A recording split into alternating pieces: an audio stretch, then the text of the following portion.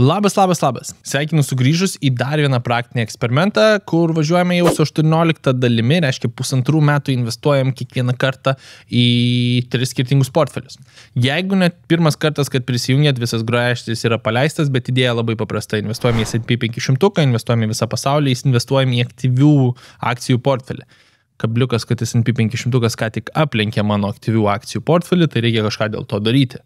Dabar dalinuosi praktinę dalimi, nes noriu parodyti, kaip tai veikia ir tikslas po 5-10 metų turėti visą tą track record ir parodyti, kaip paprastos strategijos gali uždirbti jums labai didelius pinigus.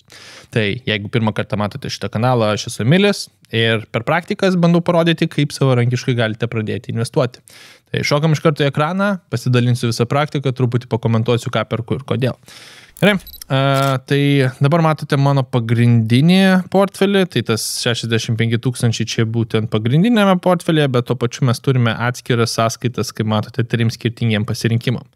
Tai galite atspėti, kad čia visas pasaulis, čia tikėtina bus individualios akcijos arba, ne, čia bus S&P 500, čia individualios akcijos. Tai šokam nuo pat pradžios ir pirmiausiai visą pasaulį. Pasižiūrim, ar galime jį investuoti 100 eurų. Tai sąskaitos jau yra papildytos. Dabar jeigu nukeliauju truputį žemyn, matote, kad pas mus yra 13 vienetų VWCE, 12 vienetų VWRD, turime 180 eurų ir labai paprastai mes tiesiog norime nusipirkti vieną vienetą. Pateikti pirkimo užsakymą, patvirtinti pirkimą, birža užsidarys už 14 minučių, turėtų įvykti sandoris beveik momentaliai, tai šioje vietoje per daug kažkokių problemų neturėtų būti ir mes, pažiūrėsim dabar per 14 minučių, tikėtina ir pamatysim tą alarmą. Važiuojam toliau, nes čia toks nuobodus pasirinkimų variantas, nes tiksliai žinome, ką perkam. Visas pasaulis yra 3,5 tūkstančių skirtingų kompanijų, 60% jo sėdi dar vis toje pačioje Amerikoje, tai dubliuoti nepatarčiau, nepamirškit, kad čia praktinis eksperimentas, turiu ir kitų portfelių, bet akcentas, kad čia toks labai ramus miegas investicijose, nes turim ir išsivysčius rinkų, turim ir besivystančių rinkų. Šokam į S&P 500, trumpai 3121, užšokam truputį pasižiūrėti, kaip atrodo pats portfelis, 34 vienetai VUAA, dabartinis padidėjimas per 22%, 591 baksas pliusą. Tai šiuo metu turime $157. Šiuo atveju mums išeis nusipirkti VUAA. Vieną, nes jis beveik 100 baksų kainuoja. Nebegalėsiu, žiūrėkit, 94. Tai sandoris didėja, atsimenu, kur nesenai prieš mėnesį dariau, dar buvo 86 ar 87. Vėl, rinkos vertė kažkodėl dar vis striginėja, tai suvedam 95 kaip pavedimo nustatymą, vieną vienetą, nustatymus įstikinam, kad nėra maržų, limit orderiai standartiškai praeina lyginamai greitai. Patvirtinom, pažiūrėsim, ar viskas praeis ir ar taps aktyvus orderis per 13 minučių. Tai čia lyginamai lengvi akcininkai galim tapti. Vėl, visus šitos portfelius jūs galite stebėti, pas mane lyginamai nuobodžiai 68 žmonės žiūri, kaip aš kiekvieną mėnesį investuoju į tą patį S&P 500, kaip galite matyti, bet vėl, šita strategija veikia ir kad ir jis svyruoja, kad ir bus tam tikrų krizių, sakyčiau, vienas paprasčiausių būdų pradėti investuoti. Gerai, šokam į mūsų aktyvų portfelį, paskutinis 3103, kaip matote 3121, tai per 20 baksų kažkur tai 20 eurų laimi būtent ne individualių akcijų portfelis, o mūsų, kaip jis vadinasi, S&P 500.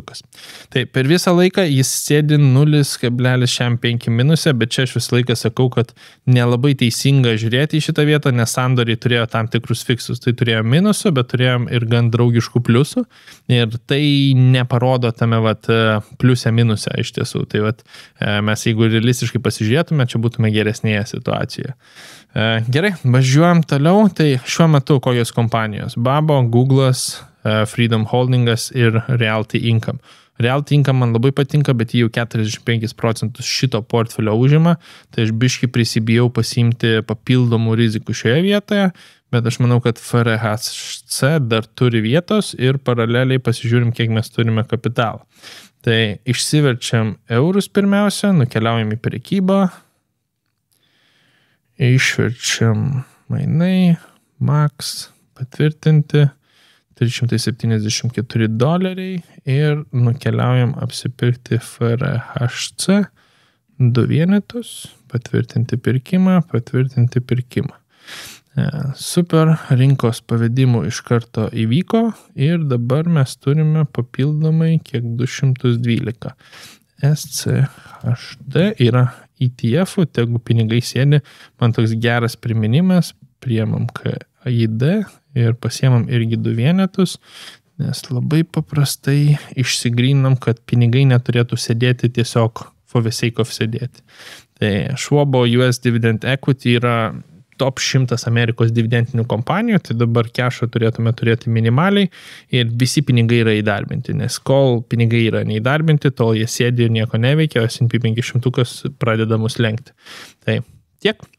Paliksiu visas nuorodas į portfelius, paliksiu, kaip galite pasibandyti platformą patys ir apskritai tikiuosi, kad tai nebus priimta kaip pasigėrimas, žiūrėkit, investuoju 3 portfelius, bet labiau per praktinę tą naudą, kad žiūrėkit, kaip galite lengvai pradėti savo investavimo kelionę. Vėl, tikrai neskatinu kopijuoti, mano sprendimai yra su mano rizika ir kaip sakiau, čia yra mano labai maža dalis pačio viso portfelio ir visų investicijų, tai galiu prisimti gerokai didesnės rizikas ir galbūt nedaryti tokių išsamių analizių. Jeigu pradedate savo kelionę, pradėčiau nuo tų pačių D sąskaitų, čia per 24 valandas pamatysite tam tikrus rezultatus, galbūt tų pačių ilgalaikių taupimo planų, kur galite užeiti naudotojo sritis, kočinais ilgalaikis pinigų įnešimas, už fiksuotą laikotarpį galite gauti iki 8% grąžos. Tikrai draugiški rezultatai. Problema, kad nuo 1000 prasideda. Arba jeigu jūs norite į būtent šitus visus pasirinkimus pradėti bandyti investuoti, tai aš galbūt labiau paskatinsiu pasižvalgyti į tą patį S&P 500 arba visą pasaulį kaip į diversifikuotą pasirinkimą prieš lendant į individualius vertybinius popierius. Tai va, o jeigu norite sekti šitos portfelius, tai labai paprastai užsukit į nuorodą prašymę, tapsite per web versiją paspaudant tos nuorodos, tapsite subscriberiais, visiškai nieko nemokamai šitoje vietoje ir galėsite gauti tam tikrus alarmus, kai kažką perku. Paraleliai noriu priminti, kad jeigu jau yra noro investuoti ir investuoti į labai specifinius įrankius, į juos reikia žinoti, kaip reikėtų investuoti. Tai galbūt paskatinsiu pasižiūrėti į 3 lengviausius būdus pasidaryti pasyvias pajamas ir čia per 3 skirtingus turto pasirinkimus. Tai šitas video yra būtent jums, jeigu norite išmokti įdarbinti pasyvias pajamas per skirtingus būdus. Kai kuriems patiks pirmasis, kai kuriems antrasis, kai kuriems trečiasis, bet vienaip ar kitaip, kai pinigai dirba jums, tai yra iš tiesų ta tikroji vertė. Tai spaudžiam ir važiuojam.